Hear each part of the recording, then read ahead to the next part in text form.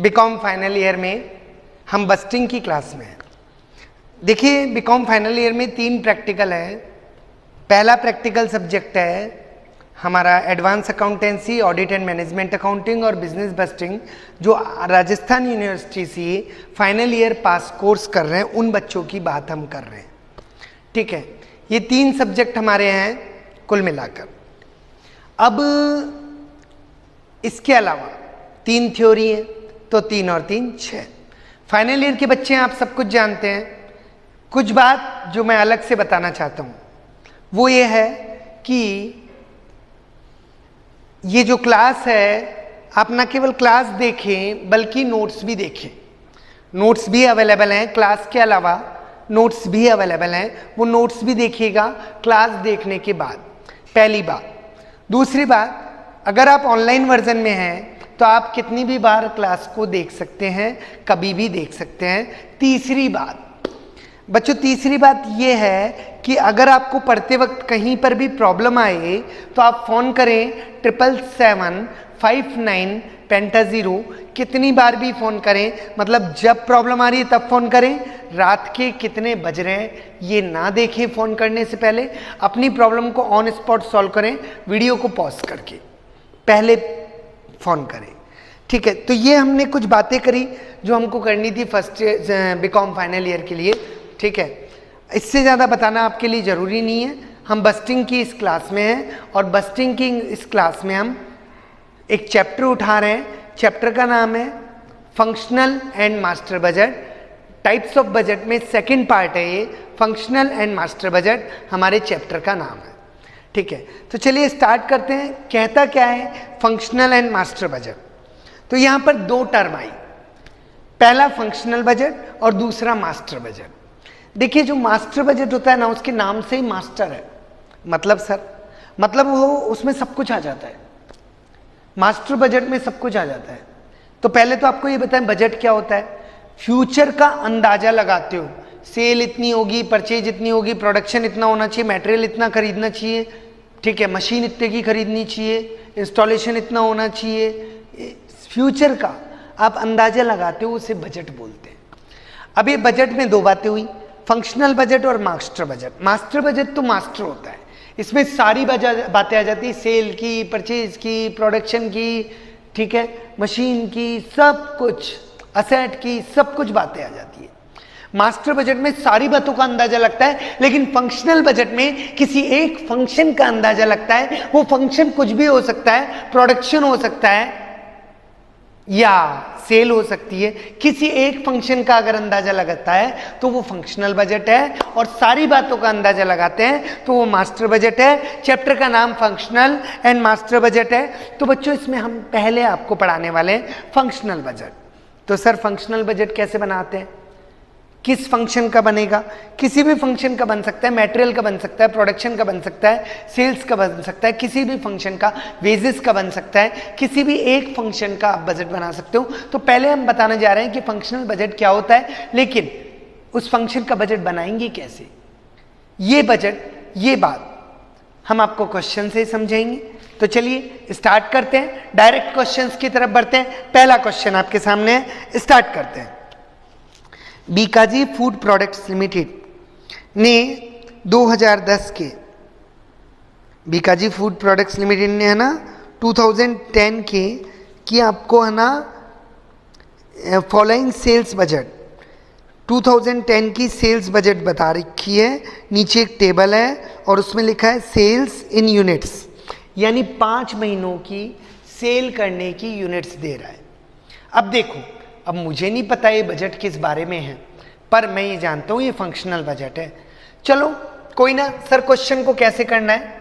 तो देखो, क्वेश्चन ने हमको 5 महीनों की सेल्स दी, तो आपको क्या करना है, सबसे पहले जो क्वेश्चन दे रहा है ना वो आपको लिखना है। सपोज करिए 5 महीनों की सेल्स दी, 1 महीना, सही है, हाँ सर सही है, 2 महीने, अच्छा नीचे लाइन खींचो, ठीक है खींच देता हूँ, ये लो, 5 महीनों की सेल्स दी, 1 महीना, 2 महीने, 3 महीने, 4 महीने और 5 महीने, ठीक है। हाँ, 5 महीनों की सेल्स दी। तो सबसे पहले हम लिख रहे हैं सेल्स रुपीज में है, यूनिट्स में है। जवाब है यूनिट्स में है कि किस महीने कितनी यूनिट्स बेचेंगे, है ना। हाँ सर बता रहा है सर 10,800, 10,800, 15,600। ठीक है, आप सामने देख रहे हैं ना टेबल में। हाँ सर 12,200, 12,200, 10,400, ठीक है, और 9,800। ठीक है, 5 महीने की सेल्स की यूनिट्स क्वेश्चन ने दे दी। तो सर ये महीने कौन से हैं? जनवरी, हाँ, और बोलो सर फरवरी और मार्च और अप्रैल और मई, 5 महीनों की यूनिट्स हैं। तो यहाँ पर हमने लिख दिया यूनिट्स। ठीक है, हाँ सर 5 महीनों की सेल्स की यूनिट्स दे दी कि इतने इतने लड्डू हम बेचेंगे। हाँ 5 महीनों के लड्डू बता दिए, तो यहाँ पर हमने लिख दिया पर्टिकुलर्स कि इतने इतने लड्डू बेचेंगे। नीचे देखो, नीचे कह रहा है the inventory of finished product. Finished product मतलब laddu, laddu at the end मतलब closing laddu is equal to, closing laddu कितने हैं बता, यानी क्लोजिंग स्टॉक बता रहा है 25% off sale for the next month. कह रहा है कि जो क्लोजिंग यूनिट्स है ना, यानी जो क्लोजिंग स्टॉक है वो 25% है किसका? सेल्स का। और सेल्स कौन सी? सेल्स नेक्स्ट मंथ की। क्वेश्चन ने साफ साफ बोला है कि sales estimated for next month, यानी जो भी क्लोजिंग स्टॉक है वो नेक्स्ट मंथ की सेल का 25% है। अब नेक्स्ट मंथ 15,600 की सेल है, तो 15,600 का 25% निकाला, 3900 का क्लोजिंग स्टॉक है। दोबारा देख लो, यहां के लिए नेक्स्ट मंथ मार्च है, 12,200, 12,200 का 25% आ गया 3,050। ठीक है, यहां सेल 10,400 है, 10,400 का 25% 2,600। ठीक है, 9,800 का 25% 2,450, ये लीजिए। और यहां अगले महीने की जो सेल है उसका 25% नॉट गिवन है, नॉट एप्लीकेबल, लीव, छोड़ दो। तो क्लोजिंग स्टॉक आ गया। हाँ सर, अब जब क्लोजिंग आ जाता है ना बच्चों, तो आगे मत पढ़ना एक बार के लिए, तो ओपनिंग भी का भी मन करता है, सर ओपनिंग कितना होगा? तो जनवरी का ओपनिंग, फरवरी का ओपनिंग, फरवरी का ओपनिंग तो मुझे मालूम है, जो जनवरी का क्लोजिंग होगा वो ही फरवरी का ओपनिंग होगा। ठीक है, ऐसे ही जो फरवरी में रात को 12 बजे माल बचेगा, फरवरी में जो माल बचता है, फरवरी के बिल्कुल एंड में जो माल बचता है वो ही मार्च के शुरुआत में बचता है 3,050। ठीक है, मार्च की रात को 12 बजे, मार्च की 31 मार्च की रात को 12 बजे जो माल बचेगा वही 1 अप्रैल की सुबह सुबह ओपनिंग बचेगा 2,600। ठीक है, और ऐसे ही इधर ओपनिंग आ जाएगा 2,450। राइट, ठीक है सर। अब आगे पढ़ो क्वेश्चन, आगे क्या कह रहा है, ये तो हमने ऐसे ही निकाल लिए। क्वेश्चन कह रहा है ऑन सेकेंड लाइन, ठीक है, ऑन 1 जनवरी 2010 2700 यूनिट्स थी हैंड में। 1 जनवरी 2010 यानी ओपनिंग 2700 यूनिट्स थी, ऐसे बोला।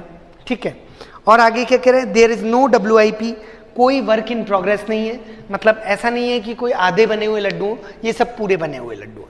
ठीक है, अब इससे रिजल्ट क्या आएगा ये देखो, खास बात है ना, रिजल्ट क्या आएगा, और जो रिजल्ट था वही काम हम कर रहे थे इतनी देर से। हाँ सर, रिजल्ट क्या आएगा, जरा इधर जनवरी को पकड़ो, 10,800 लड्डू तो बेचने के लिए बना, और 3,900 लड्डू क्लोजिंग रखेगा ना लास्ट में, उसके लिए बना। भाई तू 2 चीजों के बना, एक या तो बेच और बचा, ये बचाने हैं और ये बेचने, तो टोटल 10,000 और 3,000, ठीक है, 14,700 लड्डू बना। लेकिन मैंने कहा भाई 14,700 लड्डू बनाऊंगा, इसमें से कुछ बेचूंगा और कुछ रखूंगा। बोला हाँ कुछ बेच देना और कुछ रख देना, 14,700 लड्डू बना। मैंने कहा 14,700 में से 2,700 तो पहले के बने पड़े, तो महीने में 14,700 लड्डू की जरूरत है, 2,700 तो पहले के बने पड़े हैं।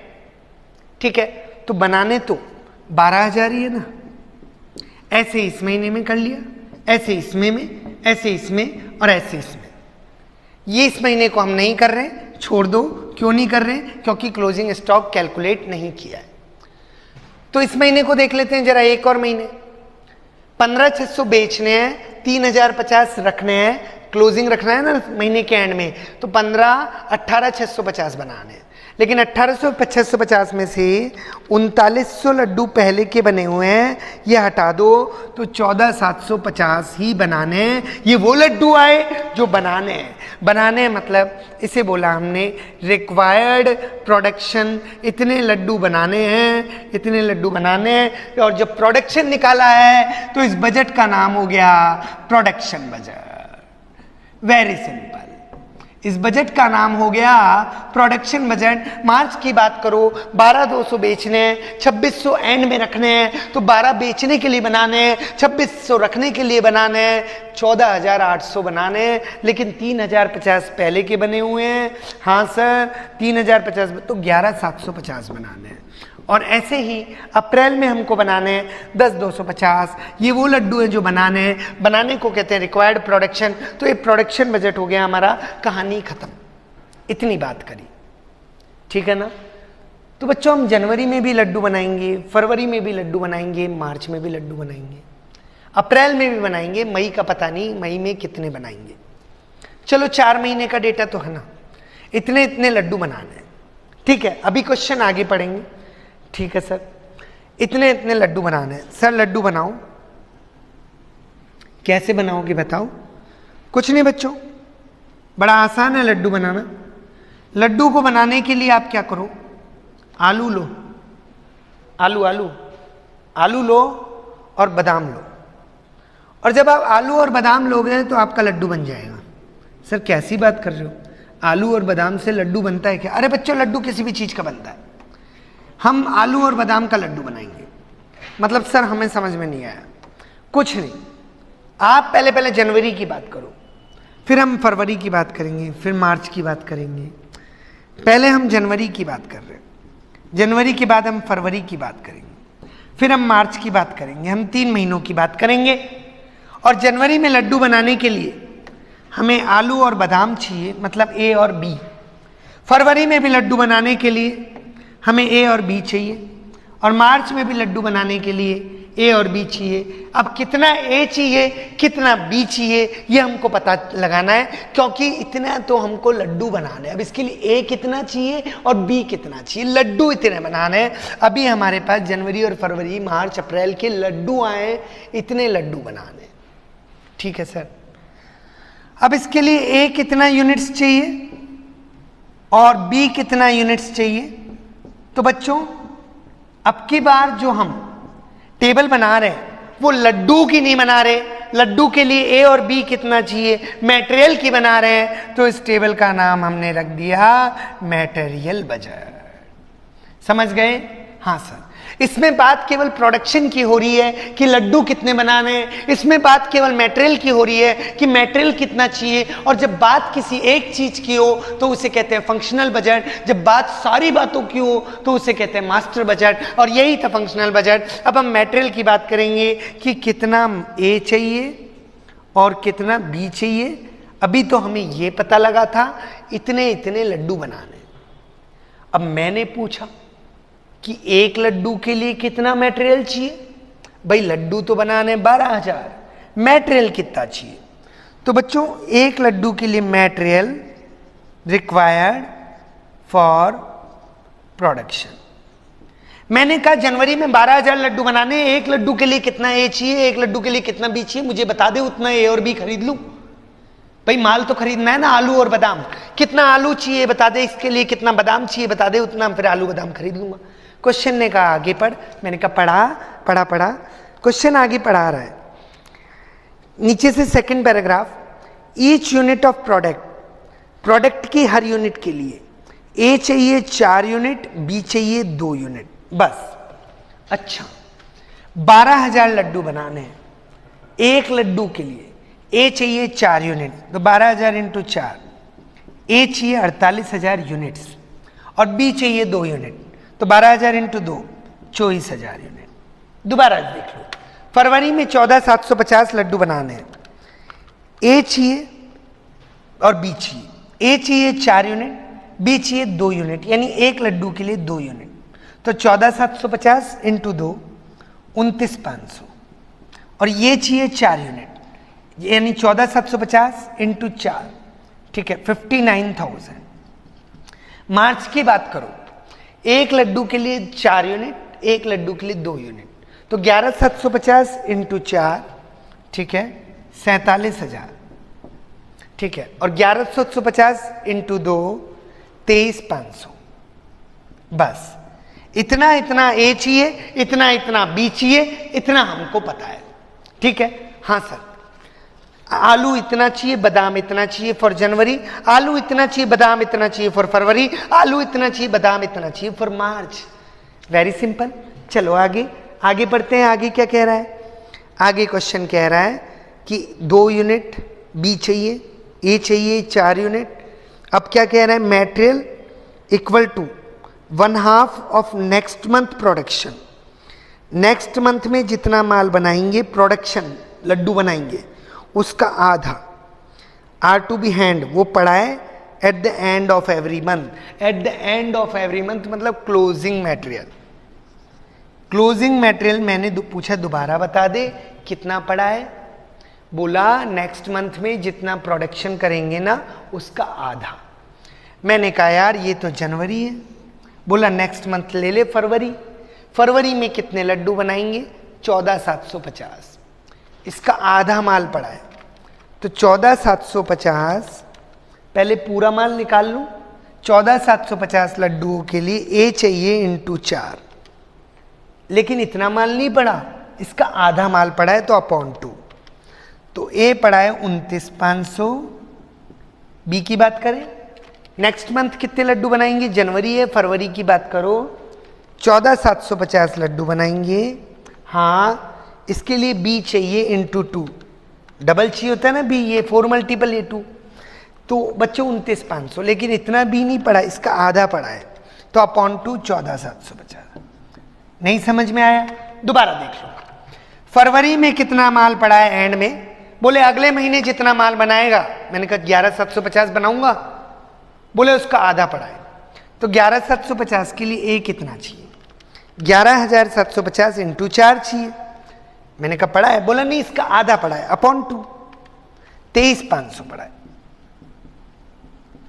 और बी कितना पड़ा है? ये फरवरी है, मार्च में लड्डू बनाएंगे 11,750, तो 11,750 इंटू 2, इतना बादाम चाहिए लेकिन आधा पड़ा है तो अपॉन 2 11,750। अप्रैल मार्च की बात करो। मैंने कहा मार्च में कितना माल पड़ा है? बोला जो अगले महीने लड्डू बनाएंगे ना उसका आधा।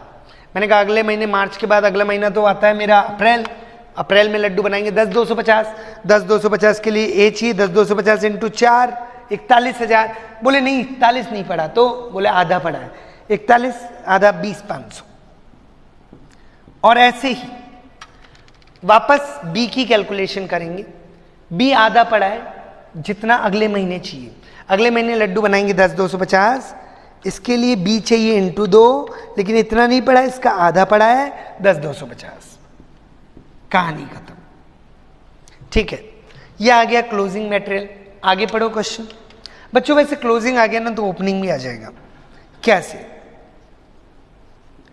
किसी भी महीने के शुरू में कितना माल है? ओपनिंग जैसे 1 फरवरी, 1 मार्च, तो पिछले महीने का जो क्लोजिंग होता है वो इस महीने का ओपनिंग है।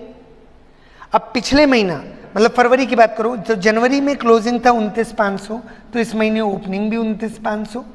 जनवरी में बादाम पड़े थे लास्ट में 14,750, तो इस महीने के शुरू में भी 14,750। फरवरी के लास्ट में आलू था 23,500, तो मार्च के स्टार्टिंग में भी 23,500। और फरवरी के लास्ट में बादाम था 11,750, तो 1 मार्च को बादाम भी 11,750, क्योंकि पिछले महीने का क्लोजिंग इस महीने का ओपनिंग। लेकिन अब जनवरी में क्या होगा? जनवरी में भी देखेंगे पिछले महीने का क्लोजिंग इस महीने का ओपनिंग, यानी दिसंबर का क्लोजिंग निकालना है। तो निकालें दिसंबर का क्लोजिंग। दिसंबर का क्लोजिंग निकालना थोड़ा सा हार्ड है। मैंने पूछा क्लोजिंग कैसे निकाला था, बुक वाले दोबारा बता दे। बुक वाले ने कहा क्या दिक्कत है, सामने ही तो हूं, देख ले। मैंने कहा क्लोजिंग कैसे निकाला था बता दे। तो बुक वाले ने कहा कि material equal to 1/2 of next month का प्रोडक्शन पड़ा है हाथ में। मैंने कहा नेक्स्ट मंथ में जितने लड्डू बनाएंगे उसका आधा पड़ा है, बोला हाँ। तो दिसंबर में कितना पड़ा था वो निकाले। दिसंबर का अगला महीना होता है जनवरी, जनवरी में लड्डू बनाएंगे 12,000 का, बोले हाँ इसके लिए ए चाहिए इंटू 4 48,000, उसका आधा 24 पड़ा है। तो बच्चों जो दिसंबर में पड़ा था क्लोजिंग वो जनवरी में बन जाएगा ओपनिंग 24,000। ऐसे 20 से कैलकुलेट करना दिखाएं। हाँ, दिसंबर में एंड में कितना माल पड़ा है, तो आप जनवरी देखो, जनवरी में लड्डू कितने बनाए 12,000, इस 12,000 के लिए बी चाहिए इंटू 2 24,000। तो दिसंबर में 24 नहीं पड़ा, 24 का आधा 12 पड़ा है, आधा पड़ा है, ऐसे बोला 12 पड़ा है। तो दिसंबर 31 दिसंबर को जो पड़ा है वो 1 जनवरी को 12,000। ठीक है, अब यहां पर बात करो। यहां पर एक बात हुई, इतना माल प्रोडक्शन के लिए बनाना है, खरीदना है। भाई लड्डू बनाने के लिए आलू इतना खरीदना है, इतना बचाना है। हम लड्डू बनाएंगे उसमें इतना आलू लग जाएगा और इतना आलू हमको बचाना है, तो टोटल इतना आलू खरीदना है। 48 और 29,500 इतना आलू खरीदना है, 77,500। लेकिन इसमें से 24,000 का आलू पहले से पड़ा है, तो ये नहीं खरीदना है, तो 53,500 का आलू खरीदना है। ये हमारी फाइनल बात आ गई। ठीक है, और इससे बोलेंगे मटेरियल परचेज्ड।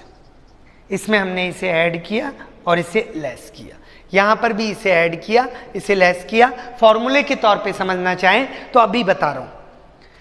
इसकी बात करो बादाम की, इतना बादाम चाहिए लड्डू बनाने के लिए और इतना बादाम चाहिए महीने के एंड में बचाने के लिए। टोटल इतना बादाम खरीद ले, लेकिन इतना बादाम तो पड़ा है ना, तो ये मत खरीद 12,000, बाकी का तो खरीद 26,750। ऐसे करके सारे फिगर्स आ जाएंगे। तो सबको पुट कर दे। हाँ सर, सबको पुट कर दो। अगला फिगर आ गया 53,000, अगला फिगर आ गया 26,500, अगला फिगर आ गया 44,000 और अगला फिगर आ गया 22,000। बस इतना माल आपको खरीदना है। तो बच्चों यहां पर हमने माल की बात करी, इसीलिए फंक्शनल बजट है, क्योंकि फंक्शनल बजट होता ही वो है जिसमें किसी एक फंक्शन की बात करते हैं। यहां पर प्रोडक्शन की बात करी, यहां पर मटेरियल की बात करी। अब आप चाहें तो इसे फॉर्मूले से भी बना सकते हैं। जैसे इसके लिए फॉर्मूला बनाऊं, ओपनिंग स्टॉक, जो ओपनिंग लड्डू पड़े थे वो, प्लस जो प्रोडक्शन किए वो लड्डू, ये टोटल लड्डू हो गए। ओपनिंग प्लस प्रोडक्शन, भाई ये पड़े थे लड्डू, ये और बनाए, है ना। इसमें से जो बच गए वो हटा, बाकी के बिक गए ना। हाँ, अब इससे फॉर्मूला बना ले, या यूं कर सकते हो इसको फॉर्मूले को कि आपको निकालना क्या है, कितना प्रोडक्शन करना है, तो क्लोजिंग उधर जाएगा, सेल्स में क्लोजिंग ऐड हो गया और ओपनिंग लेस हो जाएगा, तो sales plus closing minus opening, यही तो फॉर्मूला है। ठीक है, हमने इस फॉर्मूले का रूपांतरण कर लिया, परिवर्तन कर दिया, चेंज कर दिया। ऐसे मटेरियल के लिए देखो क्या फॉर्मूला लगा, इतने का माल पड़ा था, है ना, इतना माल पड़ा था, इतना माल और खरीदा, तो ये टोटल माल हो गया। टोटल माल में से थोड़ा माल बेच दिया, जो भी टोटल माल था। मान लो पड़े थे 10 लड्डू और खरीद ली, 10 रुपए का माल पड़ा था, 4 यूनिट और खरीद ली, 14 यूनिट पड़ी है, 14 में से 11 बेच दी, प्लस 3 और बच गई, यानी सेल्स प्लस क्लोजिंग, राइट। ठीक है, ये हमने माल खरीदा है, तो माल बेचते नहीं है, प्रोडक्शन में चली गई। दोबारा सुन लो, पहले पड़े थे 10 रुपए का माल और खरीदा 4 रुपए का माल, 14 रुपए का माल में से 11 रुपए का माल प्रोडक्शन में चला जाएगा, तो 3 रुपए का माल बच जाएगा। तो जो माल प्रोडक्शन में गया और जो माल बचा, ये माल प्रोडक्शन में गया और ये माल बचा, दोनों का टोटल लगाया। हमको निकालना खरीदना कितना है, ओपनिंग उधर जाके लेस कर दो, फॉर्मूला आ गया। अब अगर आप इसका फॉर्मूला रटना चाहें तो बच्चों वो रटना नहीं चाहिए, पर कुछ बच्चे रटते हैं, तो उनके लिए सामने तस्वीर है, sales plus closing minus opening. वैसे मैं इस रटने के मैं साथ नहीं हूं, आप रटना चाहें तो रट सकते हैं, sales plus closing minus opening. पर सर हमको तो रट ही गया, बहुत बहुत बधाई हो अगर आपको रट गया है तो। होमवर्क की बात कर रहे हैं, होमवर्क की, हाँ होमवर्क की, इलस्ट्रेशन नंबर 13 बुक का, या यूं समझो कि जो क्लास वर्क है वही होमवर्क है। कभी भी दिक्कत आए 77759 पेंटा 0। ठीक है, कभी भी दिक्कत आए 77759। सही की बात है, बात बिल्कुल सही है। पहली बार ही होता है इस दिल को जो होता है। तो पहली बार पहली क्लास थी, आज होमवर्क कर लेना। पहली बार ही है जो फील करना है, इसके बाद कुछ भी नहीं है। क्लास खत्म, आज कहानी इतनी रखेंगे। उम्मीद करते हैं आप इस कंसेप्ट को बहुत अच्छे से पढ़ेंगे, ठीक है, और कहीं पर अपने आप को लूज कॉन्फिडेंस फील नहीं करेंगे, अच्छा फील करेंगे। रोज की पढ़ाई रोज, रोज का होमवर्क रोज, रोज की प्रॉब्लम रोज, and once a day will come कि आप बहुत इंटेलिजेंट हो जाएंगे। Thank you, bye bye.